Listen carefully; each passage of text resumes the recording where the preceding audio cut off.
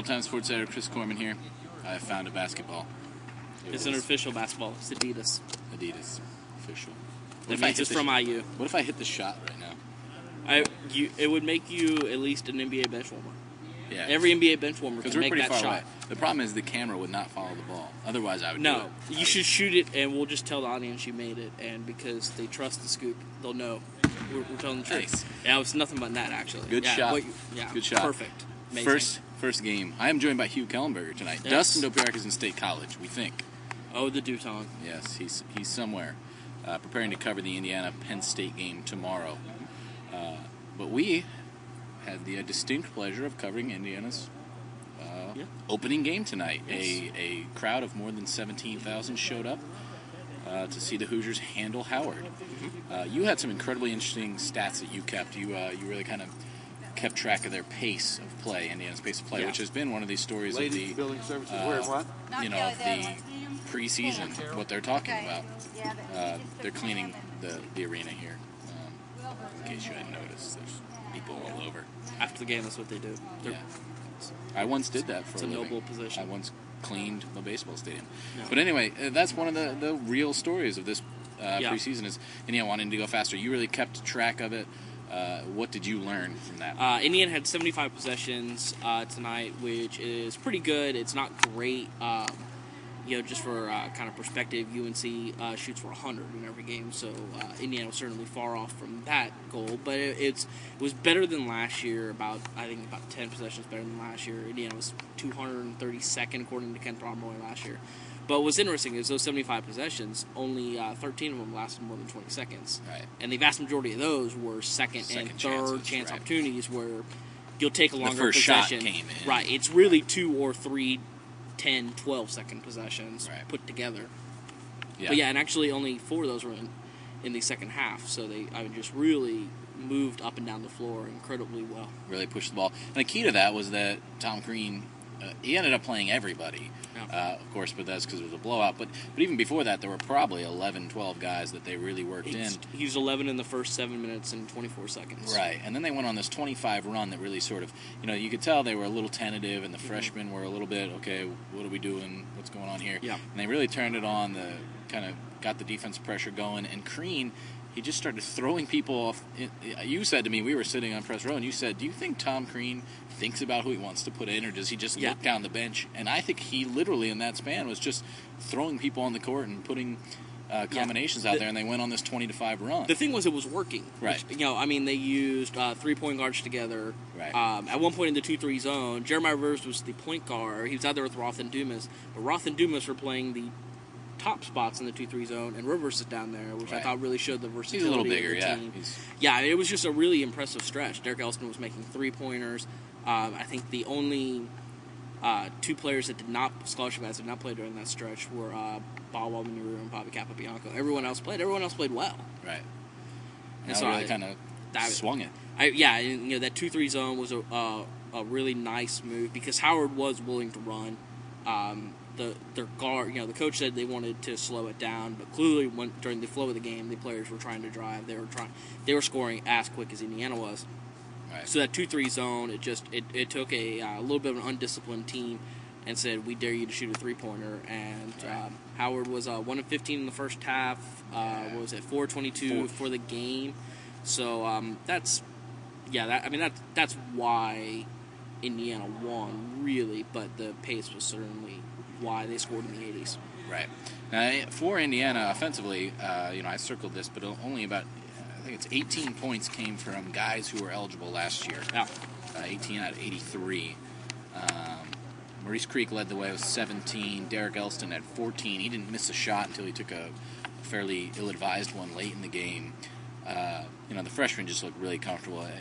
You kind of got the feeling that they realized this was their introduction party, and they wanted to be the life of the party. Right. And the reality is these are top 100 kids. They came in knowing, hey, I'm better than a kid from Howard, even if that kid from Howard's 2 or 3 years older than me.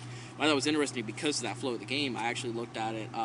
Pritchard, Dumas, and Jones were only about 7 or 8 points off of their average from last season. But because of the pace, they scored that much more points. So it really wasn't that much of a dramatic drop-off in terms of how many points they scored. It was just how much people around them were scoring. Right. After the game, Crean, seemed pleased, happy with the atmosphere, always thanks the fans, was amazed to have 17,000. Said that, this is the pace we wanted to set, we need to get better.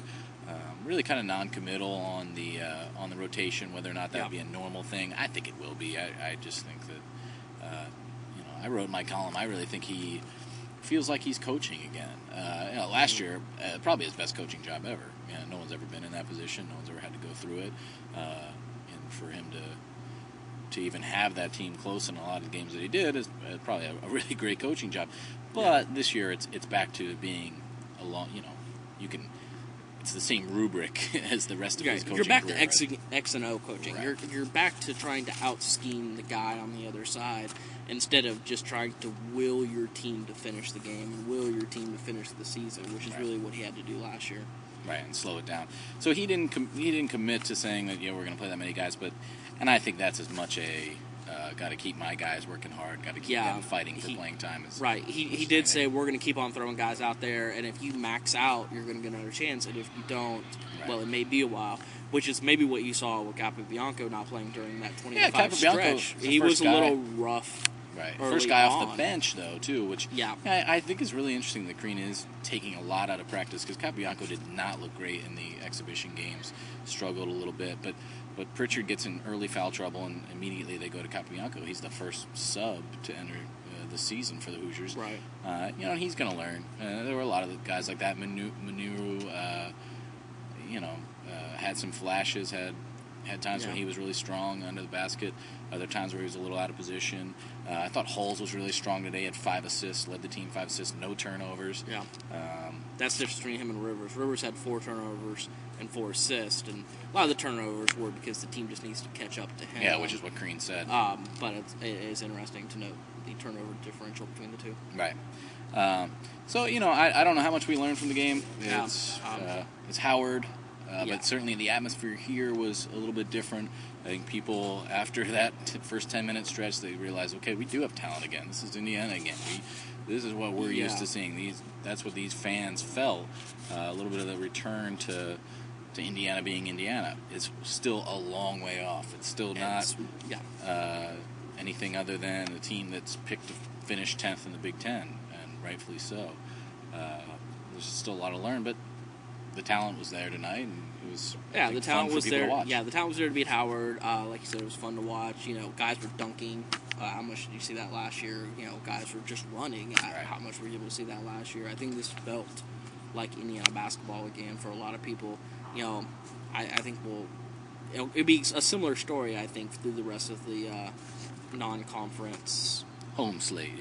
Home slate, which resumes Monday with USC Upstate, and then. Obviously a big weekend, though, for Indiana in general because Selby's here tomorrow.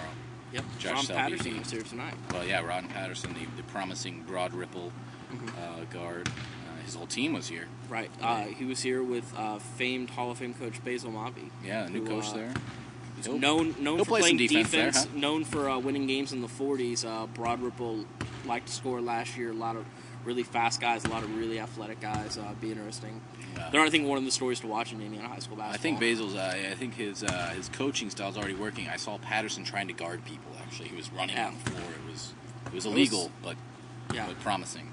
So, Selby is a point guard from Baltimore, 6'2", a guy Tom Crean would love to get. A guy who's going to run and gun, and I'm sure he wished he was here tonight. But, Tom loves him some point guards, loves him some wings. Yeah, guys who are going to really push it.